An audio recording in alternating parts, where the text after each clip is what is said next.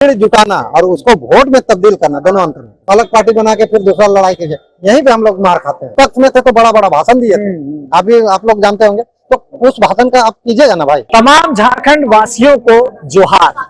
झारखंड राज्य अपना 23वां स्थापना दिवस मना रहा है।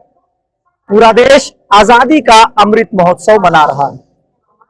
भारत देश में एक राज्य है जिसे झारखंड प्रदेश कहते हैं, जो कि हरियाली की गोद में पल बढ़ रहा है। लोग यहाँ की हरियाली, यहाँ की सभ्यता, यहाँ की संस्कृति दूसरों तक पहुंचाने के लिए लगातार प्रयासरत। लेकिन आदिवासी बहुल राज्य में जो आदिवासी हैं, आज भी खुद को उपेक्षित महसूस करते हैं, खुद बेरोजगार हैं, लेकिन दूसरों को कैसे आगे बढ़ाया जाए इस पर जद्दोजहद जरूर करते हैं। हमारे साथ एक ऐसे शख्सियत है जिनका नाम है रामू उरांव जी। ये अपने शरीर पर कुछ पेंटिंग बनाए हुए हैं, जो कि सरना धर्म कोड की मांग लिखी हुई है, और ये मांग खुद राज्य नहीं बल्कि देश के मुखिया प्रधानमंत्री नरेंद्र मोदी से ये डिमांड है इनका। सबसे पहले रामू जी, आपका स्वागत है जनसभा में। बहुत बहुत धन्यवाद। और स्थापना दिवस और धरती आबा बिरसा मुंडा बाबा का जन्मदिन का हार्दिक हार्दिक। रामू जी, आपने शरीर पर ये जो कुछ बनाया है सरना धर्म कोड, क्या कुछ दर्शाना चाहते हैं? बस कल के हमारे प्रधानमंत्री जी आए हुए थे, तो उन्हीं को दिखाना चाहते हैं कि हम लोग भी मांग कर रहे हैं, तो हम लोग एक छोटा सा मांग है सरना धर्म कोड का, तो वो दे दीजिए। बस उन्हीं को दिखाने के लिए स्पेशल है। रामू जी, हर बार कुछ ना कुछ नया तरह का तस्वीर आप लेकर के आ जाते हैं। ये तस्वीर पहुंचाना, ये संदेश पहुंचाना, इसके अलावा जो रामू उरांव है वो क्या करते हैं? अंदर के रामू कौन है?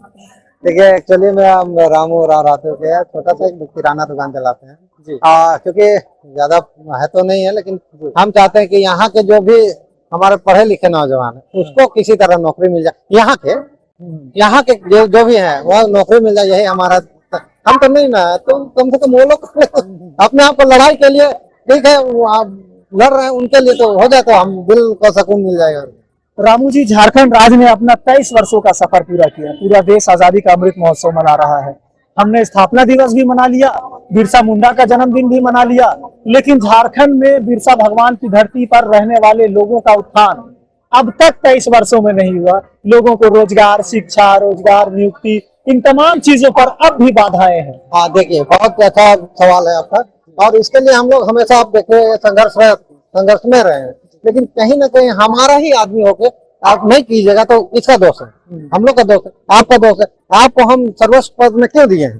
ताकि आप हमारा काम कीजिए। तो आप सो जाइएगा तो इसमें हम क्या करें? हम यही कर सकते हैं ना, लगेंगे फिर से लड़ाई लड़ेंगे, वही हो ही गया है। 23 साल में हमारे ना जाने कितने आपका मंत्री, महामंत्री, चाहे प्रधान, मुख्यमंत्री बने, लेकिन कहीं ना कहीं आपको उस मंत्री से सवाल करना था कि आपने किया क्या। तो आप क्या कीजिएगा?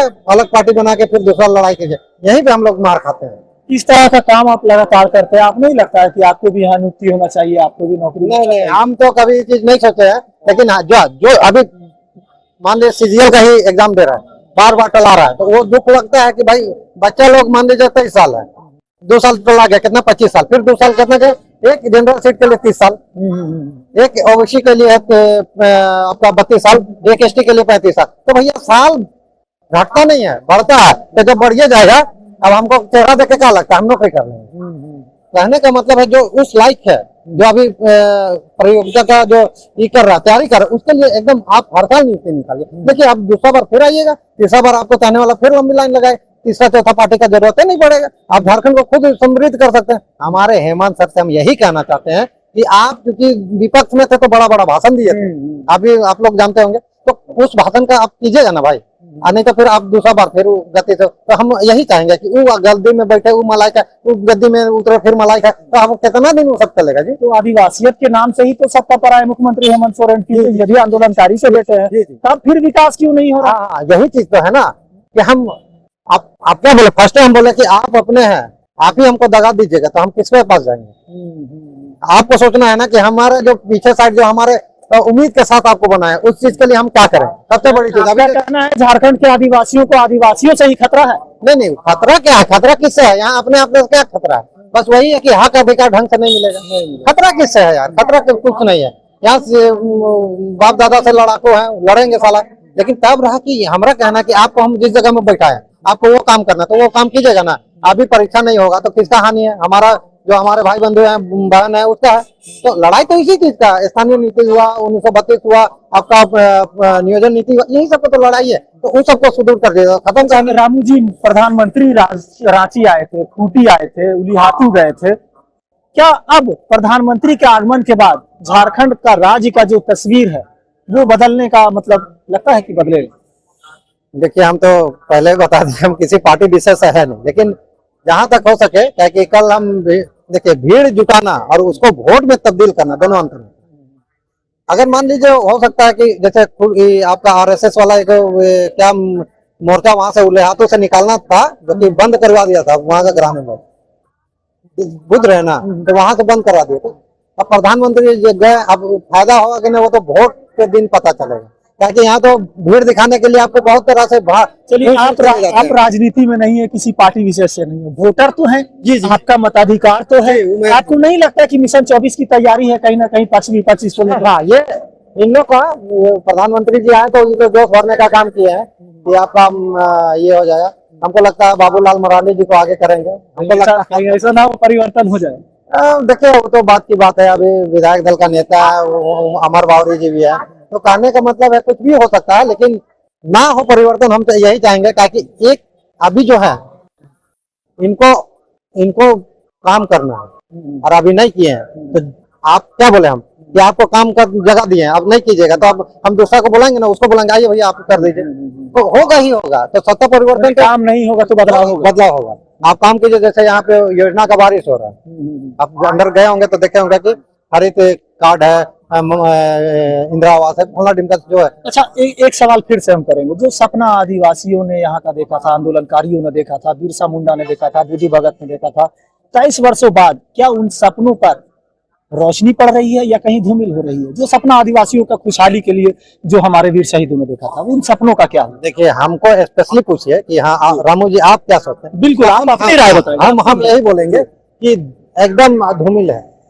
धूमिल है एकदम। क्योंकि देखिए, आप अभी देख लीजिए कि 40% प्राकृतिक संपदा है, लेकिन अभी धनबाद में रैयत लोग को ही नौकरी नहीं मिला। बोकारो में विस्थापित लोग आंदोलन कर रहा है, यहाँ आपका ये क्या नाम है, चांडिल डैम वाला कर रहा है, एचएससी वाला कर रहा है। तो भैया हम कहाँ किस सपना का बात कर रहे हैं? हमारे लोग ही, हमारे झारखंडी लोग ही परेशान है, तो हम कैसे कहते कि जो 23 साल में हम हमारे जो बुजुर्ग लोग जान दिए वो अभी है नहीं, अभी दिल्ली दूर है हमको लगता है। बहरहाल तो पूरा देश आजादी का अमृत महोत्सव मना रहा है। झारखंड राज्य ने एक बार फिर से अपना 23वां स्थापना दिवस मनाया है, लेकिन आज भी झारखंड के लोग नियुक्ति, रोजगार, शिक्षा व्यवस्था, इन तमाम चीजों के लिए कहीं ना कहीं ठगे गए हैं, उपेक्षित महसूस करते हैं। इनका सीधे तौर पर कहना है कि यदि अब भी हमारा अधिकार नहीं मिला तो निश्चित ही बदलाव होगा। बदलाव तो होगा, कब होगा नहीं होगा ये देखने वाली बात है, लेकिन जितने भी हुक्मरान हैं, जितने भी सरकारें हैं,